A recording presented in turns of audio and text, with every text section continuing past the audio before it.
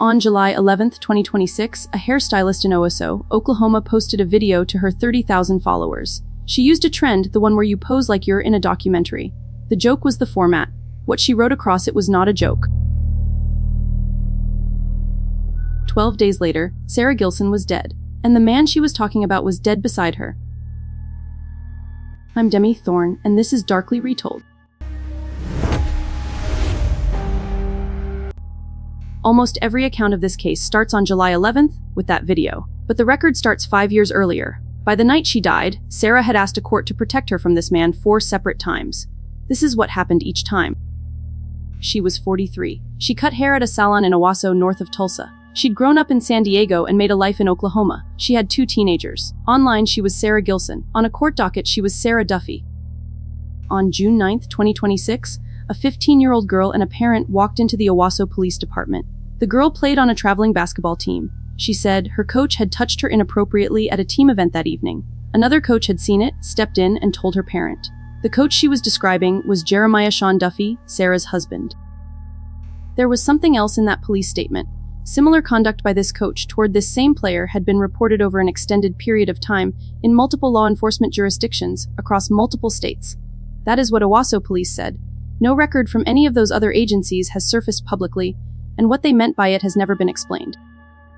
Police contacted Sara. In their own words, they provided her with information on how to seek an emergency protective order. She filed the next day, June 10th. The court granted it the same day.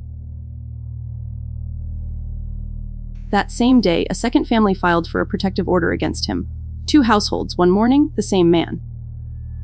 Then the case did something most people never see. It left the county. Under federal law, a serious crime falls to federal prosecutors when 2 separate things are true. It was committed by a tribal citizen, and it happened in Indian country. Duffey was a citizen of the Osage Nation, and Owasso sits inside the Cherokee Nation reservation. 2 different tribes, 2 different halves of the same test. Both were met. So Owasso police handed the case to the United States Attorney in Tulsa.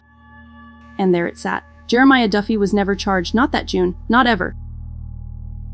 Now go back. August 20th, 2021. Sara, filing then under a previous married name, which is why almost nobody found these, asked a Tulsa County court for an emergency protective order against the same man. It was granted. It was served. 13 days later, the court dismissed it. The docket gives the reason in 6 words. Plaintiff failed to appear. 39 days after that, she filed again. This time he showed up with a lawyer. The hearing was continued. In December, that one was dismissed too at her request. 2 orders. Neither ended with a judge deciding whether he was dangerous. Consider what one of these orders actually is. A court's instruction on paper that one person stay away from another. They have real force. Violating one is a crime, and Duffey had been charged with exactly that once before. But enforcement starts with a report. Somebody has to call. In the 6 weeks Sara's 2026 order was in force, Owasso police say nobody ever did. There is one more file, and it isn't hers, it's the state's. In November 2021, prosecutors charged Jeremiah Duffey with violating a protective order. A warrant went out. Bond was set at $1,000. He pleaded not guilty. In June 2022, the case was dismissed at the request of the state. It has been sitting in the public record ever since, and as far as we can find, no news outlet has reported it. So by the summer of 2026, this was not a first attempt. It was the 4th time a court had been asked to put something on paper between these 2 people, and not one of those times ended with a ruling about whether he was a danger to her. Every one of them ended early, with a dismissal. After that June hearing, the court file goes quiet. Between June 24th and July 10th, it records nothing at all. No violation reported, no movement from the federal review, but Sara wasn't quiet. She kept posting through all of it, thanking people for holding her up, joking with a friend. The silence was the system's, not hers. And then, on July 11th, she stopped waiting for the file to move and used the only room she controlled.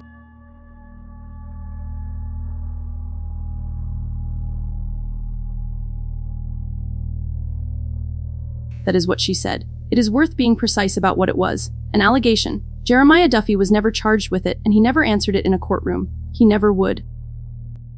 On the night of July 23rd, at 11:16 p.m., Owasso police were dispatched to Sara's home. Officers found Sara Gilson and Jeremiah Duffey dead. Police say he killed her and then himself. The department said something else too. That before that night, it had received no reports that he had ever violated the order.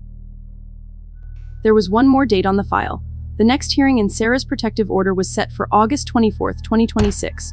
Neither of them lived to reach it. The federal review never produced a charge. The order was never violated as far as the record shows, and it never had to be.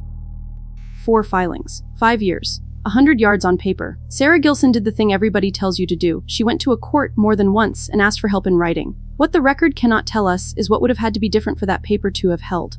I'm Demi Thorne. This has been Darkly Retold.